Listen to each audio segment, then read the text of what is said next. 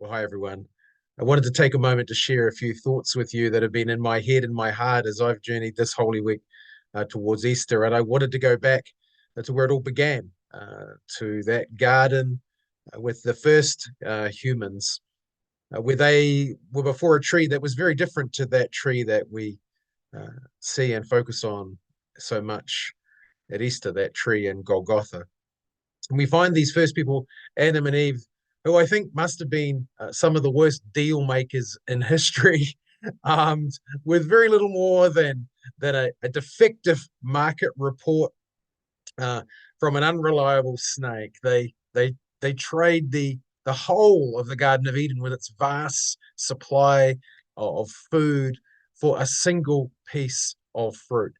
A terrible deal, whichever way you look at it. A huge risk, given what God had said about the fruit from the tree of the knowledge of good and evil, and it being on the no-go list. And yet, for some reason, they were prepared to sacrifice what God had created for humanity in the garden. It was a mistake, a failure, and it led to one of the biggest cover-ups in history. And like most cover-ups, it happens with such a strong sense of wrongdoing that the cover up actually points to the sin. And for Adam and Eve, they tried two winning tactics. First, they try to hide from God, not an easy task for any of us. And they covered up their nakedness, which was kind of a giveaway that they'd been nibbling on the wrong fruit, the knowledge that it displayed.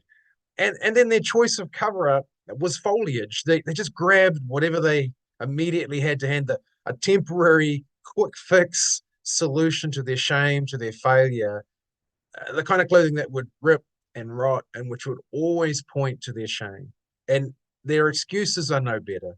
The woman made me do it, says the man. The snake made me do it, said the woman. My kids tell better stories than these.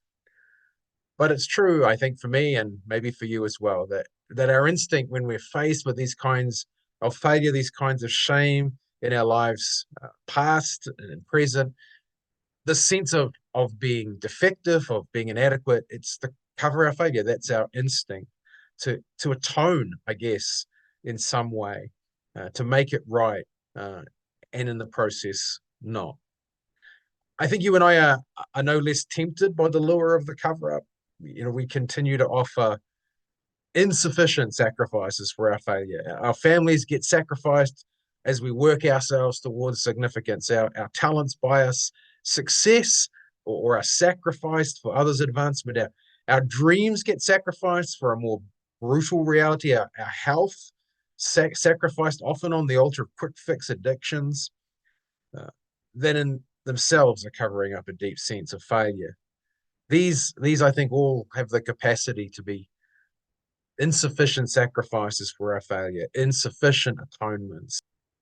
So I wonder what it is that you and I might be hiding from this Easter, what you and I might be hiding from God this Easter, those things that are covering up those damaged and hurt and vulnerable and raw parts that are a part of our humanity, those things that are covering up our sin, our failure.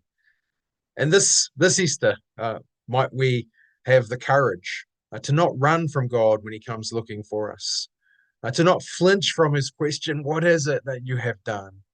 but instead to allow ourselves to be uncovered before God, to avoid the cover up, and to allow the grace and the mercy of God to work deep healing into our lives, to work deep forgiveness into our lives.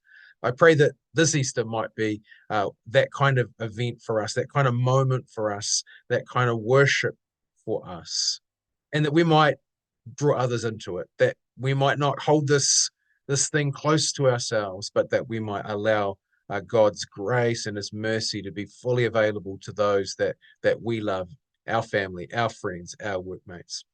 So I'm praying you have a great Easter in your church. I'm praying that others are joining you and discovering Christ. And I pray that you and I might experience and encounter the great grace of God that covers those things that we want to cover up for ourselves. May you be blessed this Easter.